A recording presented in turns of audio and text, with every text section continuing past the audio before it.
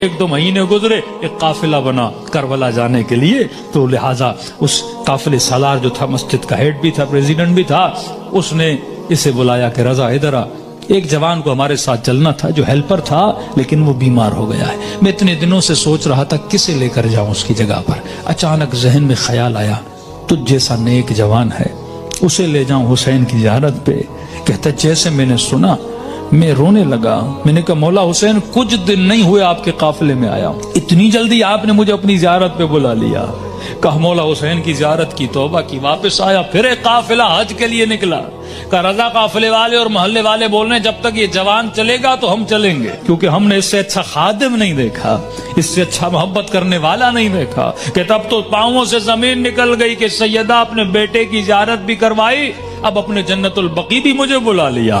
کہ اتنا بڑا شرف مجھے ملا، گویا زندگی بہار بن چکی تھی۔ جب سب کچھ کر کے واپس آیا، اس کے محلے کا ایک نیک متقی پرہیزگار تاجر تھا، بزنس مین تھا، وہ اس کے باپ سے ملا، کہنے لگا کہ میں اتنے دنوں سے دیکھ رہا ہوں ایک جوان میں اتنا انقلاب آ جائے، مجھے سمجھ نہیں آ رہا، مطلب یہ ارادے کا اتنا مضبوط ہے یا اور بن چکا ہے، میں چاہتا ہوں کہ اپنی بیٹی کا رشتہ اس سے کرواؤں۔ اس نے کہا کہ میں اپنے بیٹے کی گارنٹی نہیں دیتا، تجھے پتا ہے 4 مہینے پہلے کیا تھا اب کیا ہے، بات کرنی اس سے جا کر خود کر۔ اس کے پاس ہے، کہنے لگا رضا اپنی بیٹی دینا چاہتا ہوں لیکن ایک وعدہ دو۔ کہ کون سا وعدہ؟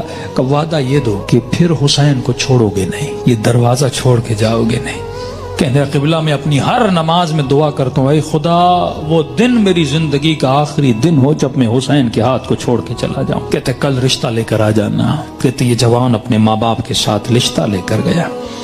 جب اس کے گھر میں داخل ہو، ایران میں رسم ہے جس بچی کا رشتہ دینے جاتے ہیں وہ چائے لے کر آتی ہے، وہ بچی چائے لے کر آئی، جیسے اس جوان نے کپ اٹھایا اس بچی کی نگاہ اس کے چہرے پر پڑی، کہتے ہیں ہاتھ سے وہ ٹریل گرا اور چیخ مار کے بے ہوش ہو گئی۔ کمرے میں لے گئے، بڑی دیر کے بعد ہوش میں آئی، اور جیسے ہوش میں آئی زار و قطع رونے لگی، اور اس کی زبان پر بس ایک ہی نام تھا، یا فاطمہ الزہرا، یا فاطمہ الزہرا۔